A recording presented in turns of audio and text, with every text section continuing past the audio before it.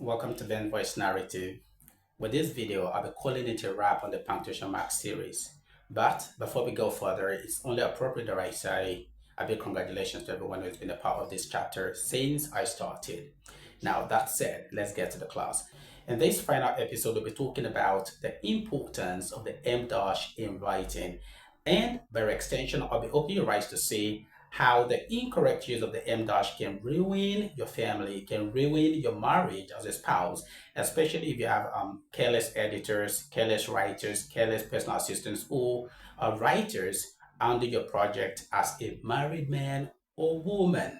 And at the end of this video, I'm sure that every individual, whether you're a writer, you're a student, you're an editor, a random English language user, I'm sure that you will have learned the appropriate way to use the M dash in writing or how to interpret it when you see one in writing. So let's get to the class. We have two two sentence case studies to look at. The first is with just one punctuation mark, which is the period, the full stop, and the second has the M dash and the period at the end, right? So let's start with the first. The first says, she slept over with him even there. I type that again. She slept over with him even there. She slept over with him even there. Again, notice that we don't have any other punctuation marks beside the period, the full stop at the end of the sentence. And number two, the case study says she slept over with him even there. She slept over with him even there. Now let's start with this.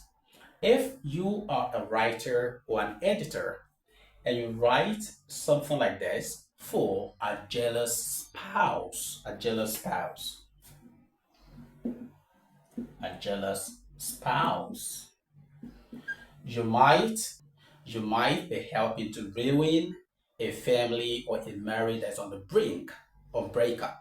Expressions like this one here are capable of destroying, of shattering a marriage that has lasted for years, for centuries. What do I mean?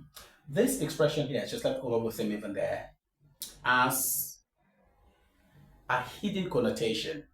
It has a hidden meaning that is ambiguous at the same time, a meaning that is capable of suggesting that the person here, the major actor here, this individual, this married individual, contextually, this person is sleeping, with another or is having extramarital affair. She slept over with him even there. So this expression is suggesting, has a meaning, has this hidden meaning that this individual right here is having perhaps a sexual intercourse with this individual at a place, right? So that is the connotation that this expression suggests to the ordinary reader. Of course, I do understand that with this expression even there, the focus is really not on the action of sleeping with this individual or sleeping over with this individual. Rather, the focus, the emphasis is here, even there. The focus is on the place that, oh, that place is inappropriate. This place, right? This place there, that this individual slept over, passed the night. This place where this individual passed the night with this person is inappropriate. It calls for focus, it calls for attention. So that's why this even there seems to kind of waters down the effect of this person sleeping over with this person. This expression right here is where the emphasis is. The emphasis in this expression is not on the action of this individual sleeping over with this person, right? The focus is here. But even at that, there is the hidden suggestion that this individual, had something to do with this person here. And that thing that they had together is what can destroy a marriage, right? So when you write like this as a writer, as an editor, it shows that you're careless with your use of punctuation marks. And in this case, it is the lack of the M dash in this expression that may be helping to destroy a family or A marriage that is on the brink of collapse. Now, let's come to the second expression. The second expression says, she slept over with him even there. She slept over with him even there. Now, while the first expression here suggests that two people passed the night at a place, while this one suggests that two individuals passed the night at a place, this one isn't talking about two people. Rather, it is talking about just one individual. And that individual is here.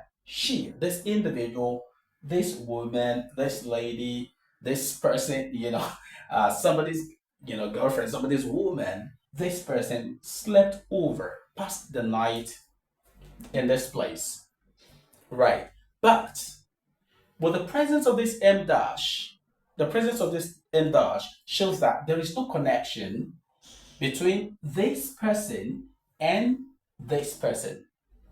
Rather, this M dash is introducing a surprise that this individual slept over, passed the night at a place.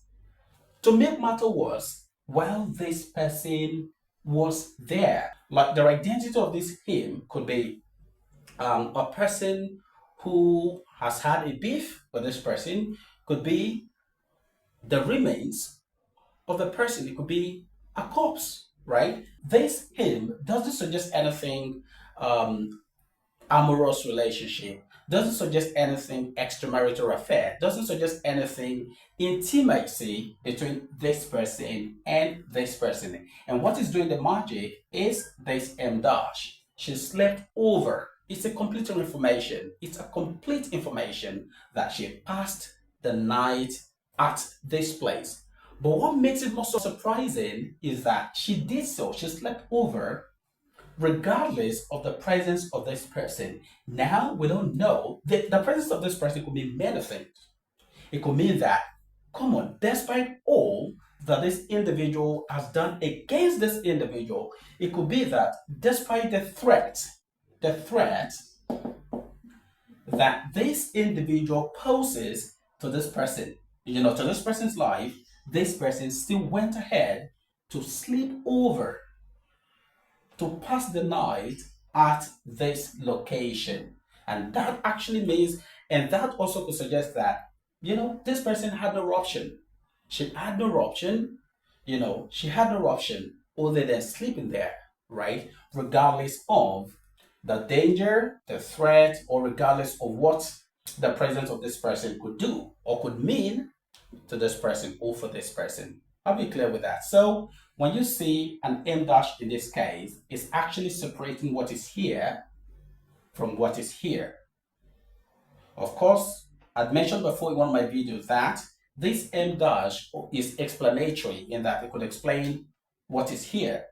But in this case, this isn't explaining what is here. Rather, it is going a step further to explain the shock, the surprise that comes with this individual sleeping over at a place. So basically, this expression with the presence of this M dash doesn't suggest anything amorous relationship, doesn't suggest anything intimacy between these two participant characters. This person is separate, this person is separate, right? This could be a mad person, a madman, this could be a monster, this could be just any random individual. So the presence of this person here suggests the idea of someone who shouldn't be in the same box or in the same premises, with this individual. But however, regardless of the situation, this person still had the courage to sleep over at this location. Just sleeping over, passing the night, nothing more. But right here, two people are sleeping, two people are passing the night, and these two people may be those who have a thing going on, between them. So that's basically it about this class. And if anything, I'm sure that you've learned, maybe as a writer, as a teacher, or as an editor, that the singular removal or the exclusion or the inclusion of the M dash, as we've seen in these two expressions, can completely alter the meaning of whatever that you write. But before we go, here is a task for you.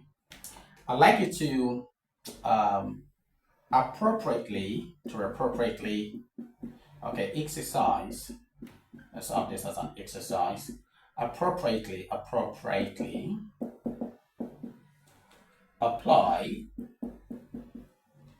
punctuations to reach of the following sentences. Right. The first is, let's say, okay, I am not the people's president. The people's president is here. We have two questions to take. Right. I'm not the people's president is here. Number two, let's say she will don't let him go. Okay, now some things are missing, some punctuation marks are missing in this expression. The first is, I'm not the people's president is here. So you should appropriately apply punctuation marks to each of these expressions. So what punctuation marks is missing in this expression? You should write this expression correctly and put the right punctuation mark in there. And number two, she will don't let him go. Something is missing here. What punctuation mark is it? Write the correct expression with the right punctuation mark in the comment. That's all that you have to do to show that you've truly understood all that we've done throughout this punctuation mark series. Thanks a lot for those who've been a part of this journey. I appreciate you a lot. And if anything, try as much as you can to share this content, this video, to as many people who may need it, especially students, teachers of their English language, and writers, as well as editors. See you next time.